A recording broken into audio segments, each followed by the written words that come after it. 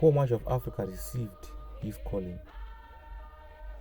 Zvakaitika kuti akarara akanzwa inzwi richiti, ndianiko atingatuma, ndianiko angatiendera? Ndianiko atingatuma, ndianiko angatiendera? Who shall we send for us? Who shall go for it? Akamuka akazoguma aenda kusowe kwaakandoswa akanamata akati gwadagwa nemabvi ake. He knelt down and he prayed unto God. Baba munoziva chido changu. Ambotanga ati, ndakanzwa inzwi nchiti kwandiri usiku, ndiani kwatingatuma, ndiani angatiendera? Hanzi asika munoziva chido changu baba kuti ndechekuti dai matondiita muranda wenyu, a slave. Dai matondiita muranda wenyu, a servant. Matondituma kuvanhu venyu Africa kutanga, tevere pasi rose, kuti vanonzwa inzwi rangu vanzwe inzwi renyu, navanondiona vaonei. He accepted, he admitted to the calling that came from God. That was his calling. And that type of calling is what I can call a general calling, where everyone undergoes that type of calling. But there are types of callings that we have been called for to the work of our Lord Jesus Christ. Some are there to fulfill some certain tasks dzakaitwa set naMwari kuti rumwe rudzi, vamwe vanhu vagone kuponeswa. But Poor Mwazha of Africa is called a slave of Christ type of calling. A slave of Christ type of calling is whereby you give all that belongs to you unto God, unto the work of God. Your program has got nothing to do with your personal life. You have crossed all your wills. Zvese zvenyama zvaungafunga nezvaungoda kuita, zvese have been crossed, and you are now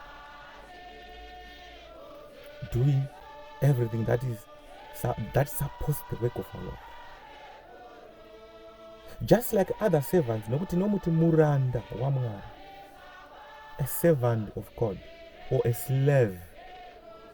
If you read from 1 Corinthians chapter 7, verse 22 and 23, for he who was a slave, when he was called by the Lord, is the Lord's freeman. Ishi munoziva chishuvo changu kuti dai matondiita muranda wenyu, dai matondiita a slave, your slave, dai matondiita your freeman. For he who was a slave when he was called by the Lord is the Lord's freeman. Similarly, he who was a freeman when he was called by Jesus is called Christ's slave. You were bought with a price. Poor Mwazha of Africa knew that akatengwa neropa raJesu Kristu. Jesus gave all what he has. He gave his life unto us.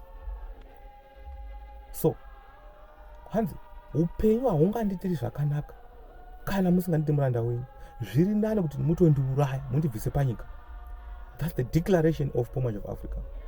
For this work that we are now partaking in as the followers of Poor Mwazha of Africa, he even went a step to sacrifice his own life, to say, zviri nani kuti Ishe mundiuraye kana musinganditi muranda wenyu, nokuti upenyu haungandinakiri. So we need to think twice, to think deeper before we think of kurerutsa basa raMwari kana kuisa our own thinking or our own personal efforts or personal interest in this work of our Lord Jesus Christ.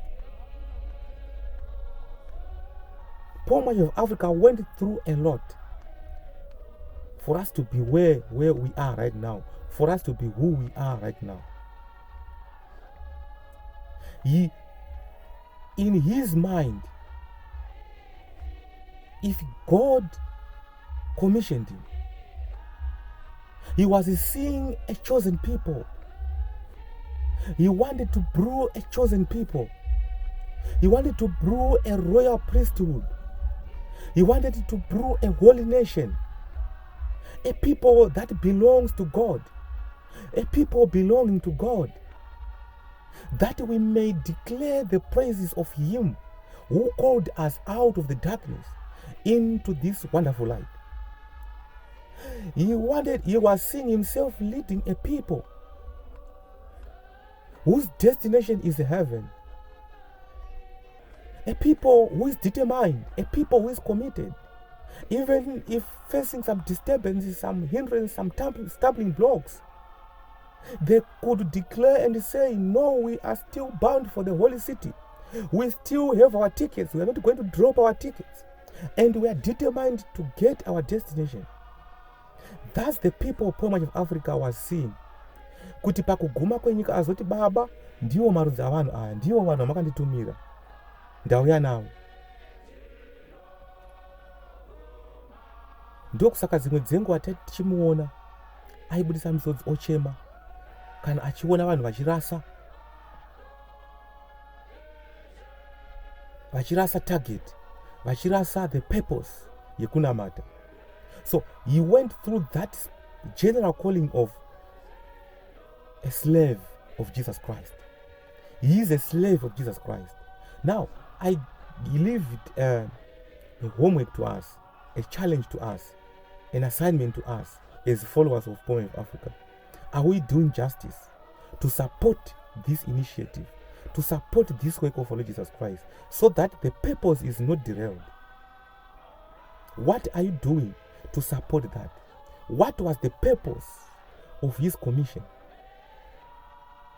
I said Mwazha of Africa was imagining a people, a chosen people, imagining a royal priesthood, was imagining a holy nation, a people belonging to God. As a leader in the church, as a follower in the church, what are you doing to support this? Are you not fighting for your own personal interests? Are you not derailing the whole purpose? Are you not misaligning or misleading the people of God, who were once the chosen people, who were once a royal priesthood, who were once a holy nation, who were once a people belonging to God? It's an assignment to you as an individual.